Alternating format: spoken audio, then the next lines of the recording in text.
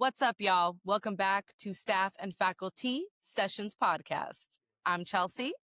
And I'm Anna.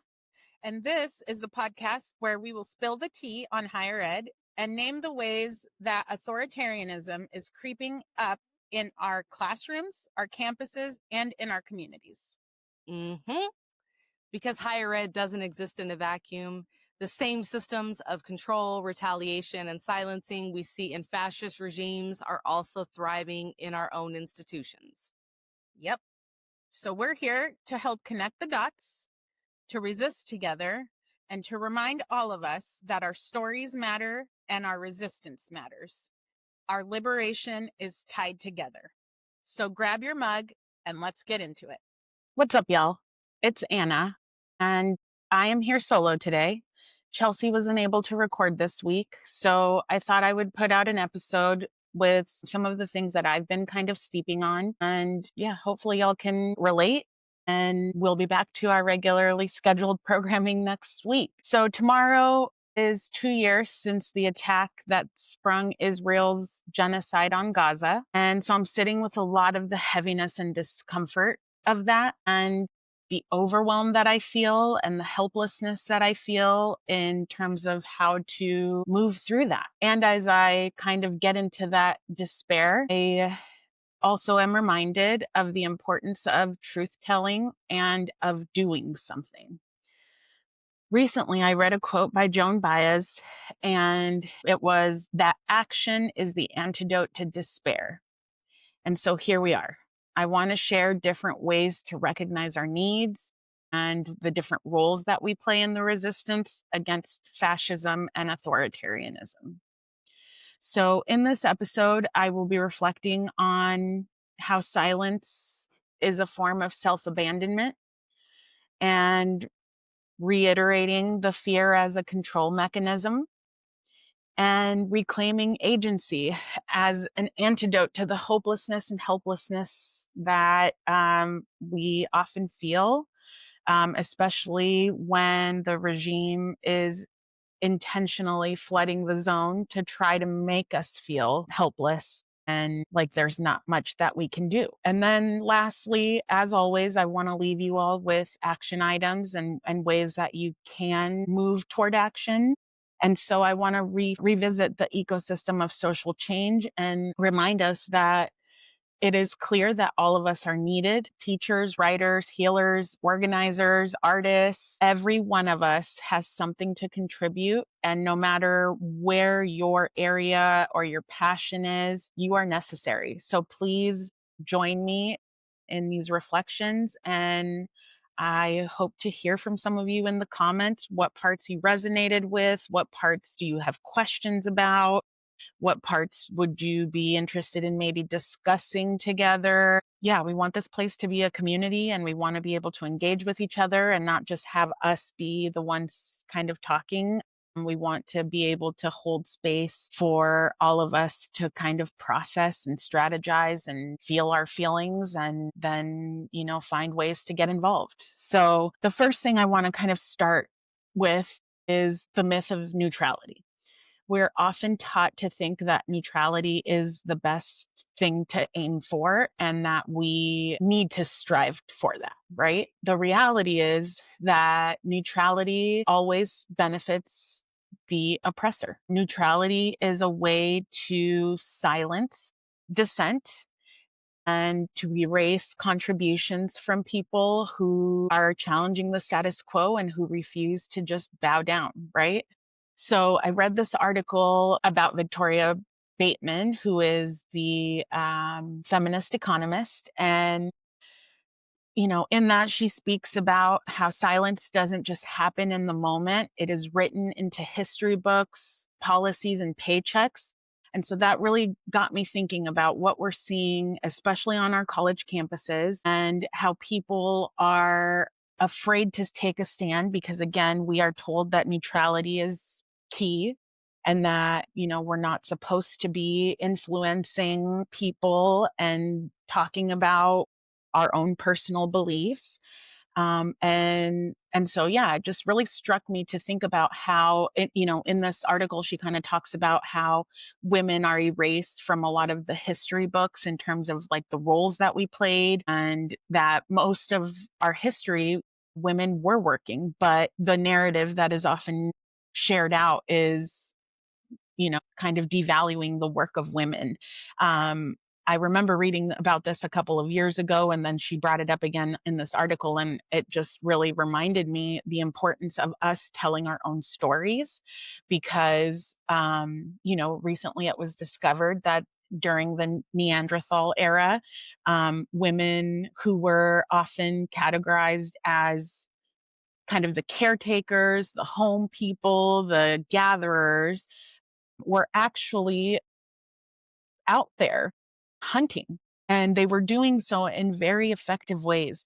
It was done in a more communal effort, which, kind of stands true to what I see today. Women tend to be more communal, want to see a more mutually beneficial ecosystem where people are kind of putting in what they get out of it, right? And so we think about the village all the time and what that looks like. And generally, from discussions that I have been a part of, I don't believe that, you know, men are typically included in those villages. They are separate. They are not present in the village. They leave the village to go and gather, hunt, make money, go to work, all of those things. And the women are always the ones that are relegated, right, to that staying home and caretaking piece. But oftentimes, because those stories are not shared by the women who are living those lives, the men share the stories in ways that kind of prop them up and make them feel like, they're the ones carrying the burden. So that kind of really struck me as I'm seeing everything that's happening since Charlie Kirk's murder, and, the ramping up of the fascist attacks on free speech, particularly on college campuses. It really kind of solidified that reflection for me that neutrality is really just another term for complicity. And so how do we move away from that, right? Especially when we are in this fear economy in higher ed. Recently, last week, Dr. Dwayne Dixon at University of North Carolina was targeted for, quote, advocating for violence and for being affiliated with, quote, anti-racism and, quote, anti-fascism. So why is this important for us to discuss? Because fear is the oldest weapon of the oppressor. They don't want us to feel empowered to speak up because they know what that means. They know that the people have the power, and the moment that we decide to reclaim that power, they're done, right? They don't need to silence everyone. They just need enough of us to be quiet and to hold that line so that we then help them hold that fear economy, right? We are the ones that enforce that on our peers.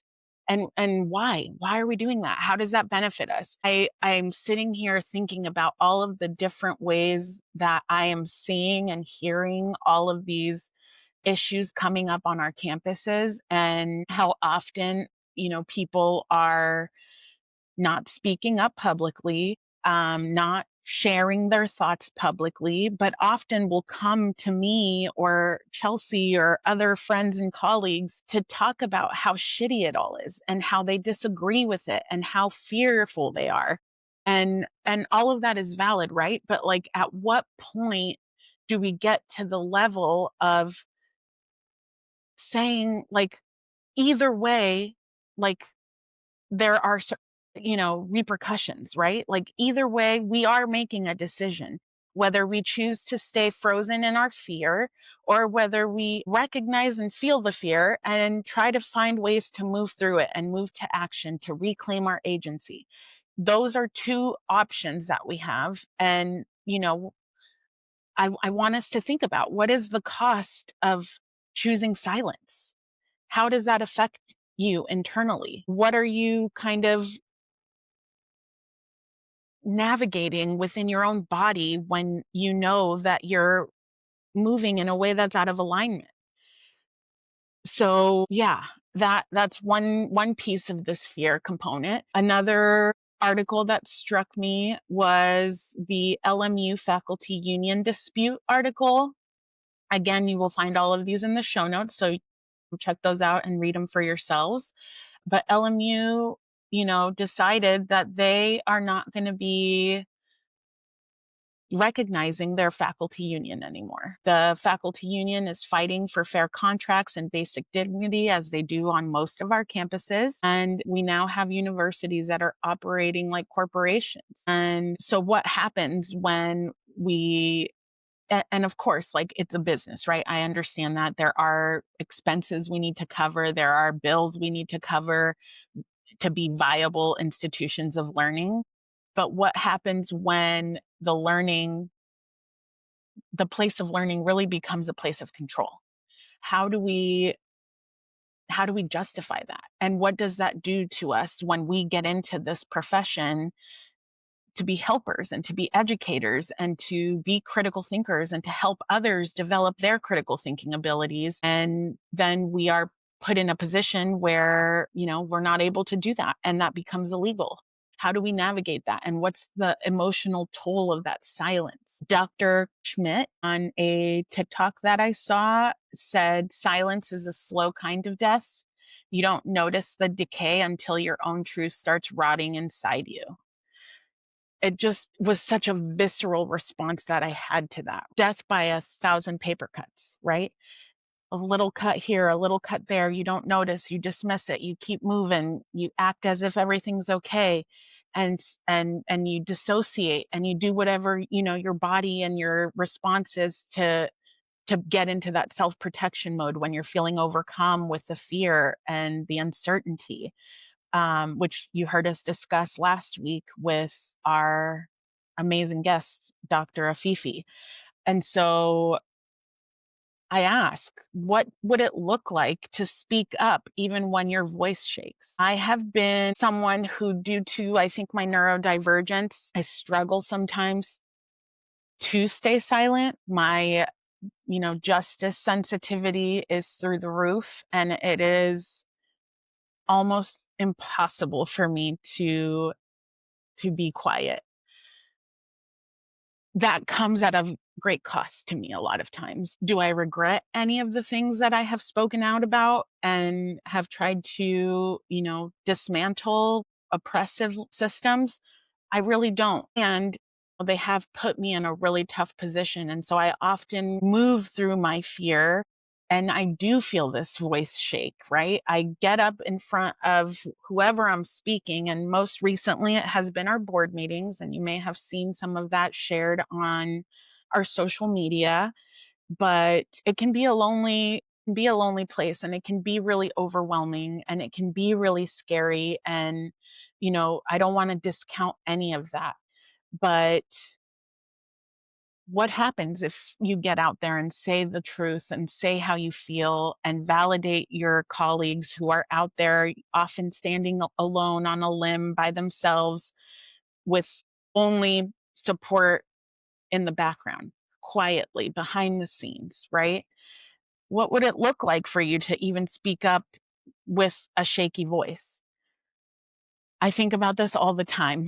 And when I speak at the board meetings, I often do feel really overwhelmed. I feel the anxiety moving through my body. I feel the shakiness. I feel the overwhelm. I feel the fear. I feel all of these things, right? And I get up there and I have to look people in the eye as I'm speaking. And there are sometimes moments when I'm like, oh my God, I don't even think I'm making sense. What am I talking about? I'm so shaky right now. I hope everybody can't see me speaking this and all this freaking fear moving through my body. And then I get through it and it's all fine, and then these board meetings are recorded. So I sometimes do go back and watch just to see, like, what did I look like when I was feeling this overwhelm? And most of the time it's unnoticeable. Right. And so, like, that for me gives me a sense of peace in saying, I know that if I am speaking the truth and if I'm moving in alignment with my integrity and my values, even if I'm fearful, even if my voice shakes, I'm not going to regret speaking, because it's so much more painful to abandon myself. And that's kind of how I internalize this idea of silence, right? It's getting us to abandon ourselves, our knowings, our emotional understandings, our empathy, the truths that we see coming out, and getting us to really like abandon ourselves and what we know to be true and what we deem important. And so now we're seeing all of this stuff coming out of the genocide that's happening in Gaza. And we're seeing more and more people speaking up, both in the political sphere, but also just in our regular, friend groups and our families. And my husband and I were just talking about how we've started to see more of our acquaintances really, who don't tend to be super outspoken and who don't typically align with us politically, coming out and speaking out, right? And so I want to say thank you to all of those folks who have spoken out about this for decades and who have taken the heat of being called anti-Semitic and of, the impacts on their relationships and on their jobs and on their future career opportunities. But I cannot allow myself to let those who came before me and the risks that they took and the impacts of those risks on their lives to be in vain. So I see my role and the role of those of us who are here now as kind of the ones who need to continue this effort toward a world that is more just and that is more humane. We're not asking for ridiculous things. We want people to just be able to exist and have their basic needs met so that they can then be really beautiful contributors to our society. There's so much propaganda and dehumanization that's happening. And I think the more that we can lean into our interdependence and the more that we can be okay with the messiness of, trying things and maybe not succeeding and having to go back to the drawing board and making mistakes and sometimes causing harm, even. Again, we're doing our best to try not to do that, but it's inevitable. We're people, right? We're going to make mistakes. It's really more about how you recover from those mistakes and how you repair with those that you have harmed. And so that kind of transitions us into what I really want to dive into, which is how do we reclaim our agency, and how do we kind of build in daily practice that is helping us kind of, build that resilience and build that toolkit so that we can continue. And again, here I am wearing my anarchist calisthenics shirt because that's what I am living right now. It's hard and it's scary sometimes. And you're going up against people and organizations and entities that are much, much more powerful and much, much more fiscally sound and resourced than I am. But when I think about the cost of betraying myself and abandoning myself, for what? It's just not worth it to me, because I often then find myself ruminating, right? And so again, it comes back to that thing of all of this has an impact on us and all of the choices that we make have outcomes, right? And so it's just really like, which outcomes am I okay with being my outcomes based on the choices that I'm making? I want integrity to be a daily practice. I don't want to be performative. I don't want to just do it when people are watching. It is part of who I am. It is a core. And so how do I do that in way, I'm not saying you have to do this 24/7. We all need to take steps back. We all need to regroup. We all need to ground. We all need to experience joy. We all need to experience rest.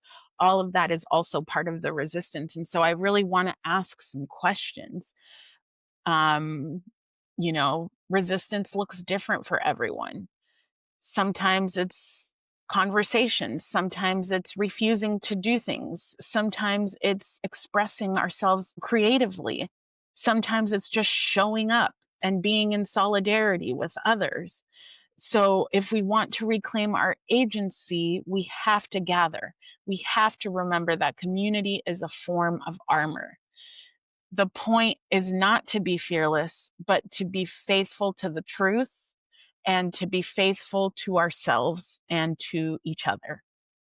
And so I want to revisit these ecosystems of social change components. I'm not going to be really like sharing it thoroughly and moving through it all, but I want you all to see the framework. So I will put a clip of it here so that you can see it and maybe do some reading on your own around this and figure out what part kind of resonates for you. Where do you see yourself being able to fit, right? The social change ecosystem map is a framework that can help individuals, networks, and organizations align with social change values, individual roles, and the broader ecosystem.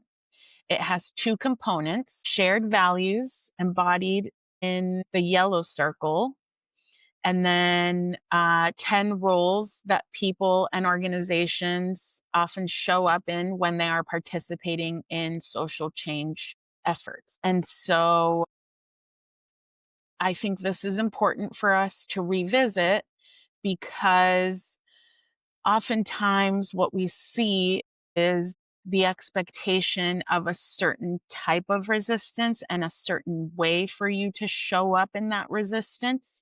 And I want to move away from that. I want to give us flexibility to show up authentically and to really, show up in alignment and integrity with who we are. And so in this ecosystem, you have those 10 different places. And I would love to know, where do you see yourself landing in this? So as you can see here in the ecosystem map by buildingmovement.org, in the middle is where you'll find your shared values. So you'll have equity, liberation, justice, and solidarity. And again, these are generally things that are going to align with people who are wanting to see progressive social change, right? And so in that, you'll see the storytellers and the guides and the weavers and the experimenters and the frontline responders and the visionaries and the builders and the caregivers and the disruptors and the healers. And so in those 10 umbrella roles, where do you see yourself landing? I don't expect you to be in one of these all the time. I don't see myself in one of these all the time. I ebb and flow depending on, the topic, depending on how I'm feeling that day, depending on what other shit I've been dealing with. Sometimes, I show up as the disruptor and I can do that well. And that is a role that I enjoy, right? But sometimes I need to step back from being that disruptor and I need to lean into more of the visioning or the healing or the caregiving. And so, yeah, I guess I'm sitting here just reflecting on the fact that I think there's more that we could all be doing.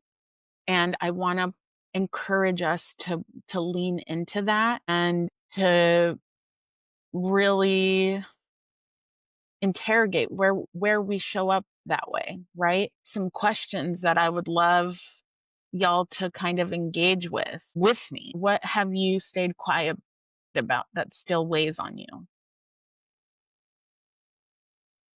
We all have those moments, right? Where we know that there's something that needs to be said, and we know that we have the tools to say that thing, and we choose silence. And if you're always choosing silence, that's not ideal, right? But sometimes we have to choose silence for protection, to reduce harm, all kinds of reasons, right? But can you think of one or two things that you have stayed quiet about that still weigh on you? And what is that? what does that cost to you? Is that something that you think about all the time? Or is it something that you kind of put off in the back of your mind and act like it doesn't really bother you anymore? For me, that really grinds my heart. I really ruminate on that when I feel like I missed an opportunity to say something when I didn't. And I often find myself replaying that situation over and over and sitting with, like, I should have done this, or I could have done that, or why didn't I? Right. And so then that puts me into this like emotional spiral that is very triggering and exhausting, right? And so then I sit and reflect and I'm like, man, if I had just said that, like, what would life look like now? Maybe I would reflect for a bit, and I do this often. It's like, oh my God, did I say that right? Did I mess that up? Did that make sense? Did people hear me? Like, how did that land? But usually I go through the questions that pop up in my head and then I move through it, right? Like, we just move on. Some new shit comes up and we go on. The things that for me sit with me and really like grind and gnaw at me are the things that I didn't do. And so I'm curious, where are y'all feeling that? Are you feeling that? Another question that I want us all to really kind of sit with is, how do we see fear showing up in our workplace? And I want you to think about it from a micro level, but I also want us to kind of build out to a more macro level. And I want us to also think about what our role is in that fear. Are we perpetrating things that cause people to show up in fear in their workplace? And if we are, where is that coming from? Why do we feel the need to do that? Because I think a lot of times people who want to control us through fear are doing so because there's some sort of unmet need on their end that causes this kind of trauma response of trying to make others feel badly or feel fearful, to challenge you, especially if um the positional power piece comes into play. Maybe there's some imposter syndrome. Maybe there's, clear evidence that you shouldn't be in that role, or whatever that might look like. And so having to honestly reflect on those things when they are brought to our attention can cause us to get defensive. And so then we lash out on those that are pushing us and challenging us. And I want us to really reflect on that and think about, what is that showing up like in your department, in your division, on your campus, in your classrooms, in your office? And are we happy about that? Is that the way that we want to be living? And then the last question that I have for our community is, what would integrity look like if you didn't have to be afraid? And what would it mean to use your role as a site of resistance? How would that potentially shift the way that that fear and that the abuse is showing up on your campus if you showed up in integrity, and if you connected your role and your job as a teacher, as a staff member, as a student, as a place where resistance is happening? I think about that a lot with my classes, and especially in the current climate that we're in, there's this enormous fear of being fired. And then what does that mean, right? Like, then I don't have income and I live in one of the most expensive cities in the country. And if I miss a paycheck, it's very possible that I won't be able to afford my rent. And that's terrifying. But what would it look like if more of us stood together in solidarity, understanding that this is not the way that we want to move through this life? That we all, as individuals and as a greater community, deserve more. We deserve to live a life of peace. And how can you in your role help facilitate that healing and that peace and that resistance. So thanks for tuning in with me. Thank you for taking time to reflect on some of these prompts. If you have suggestions of ways that you show up and resist, share those with us. Put them in the comments. We need all of the support that we can get, and we want all of us to really be able to show up aligned with who we want to be in this world. It's not always an easy decision, and I want to push us to move toward that, especially right now. We are at a critical point in our country where the potential for devastating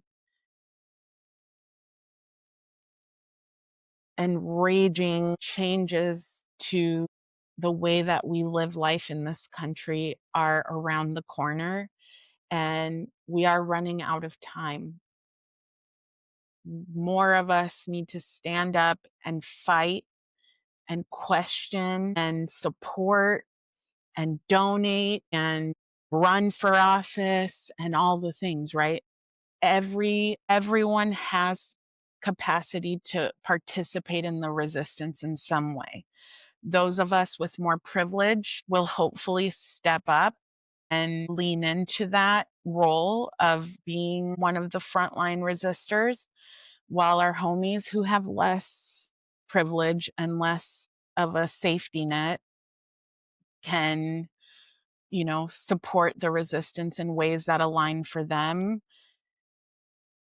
Risks are going to be necessary. And as I keep telling folks that share their stories with us and that, reach out to us for support and for guidance, if you are being targeted at your place of work, there's a possibility that your job is on the line either way, right?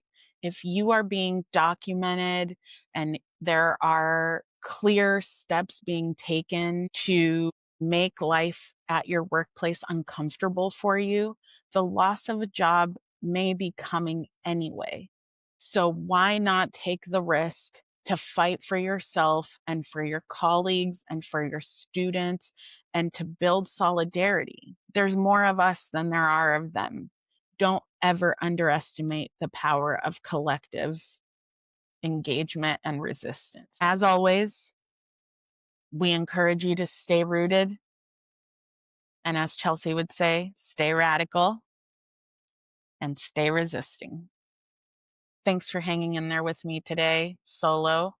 And we will be back next week with another great guest and another episode to equip you with a little more courage and a little more bravery and some more tools to fight back.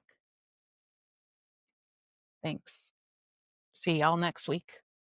If you're vibing with us, subscribe on Spotify and Apple Podcasts, and don't forget to rate us 5 stars. Also, follow us on Instagram and YouTube and share staff and faculty sessions with your peeps. Want another way to support our work? Shop our activist merch at vitalvitavendors.com or buy us a coffee or lunch using the PayPal QR code on the screen. This podcast is for storytelling, education, and entertainment purposes only. Nothing we share should be taken as legal, medical, financial, or professional advice. Everything you hear is based on our own lived experiences and opinions. We are not representing any institution, employer, or organization, only ourselves. Listeners should always do their own research and seek professional guidance where needed.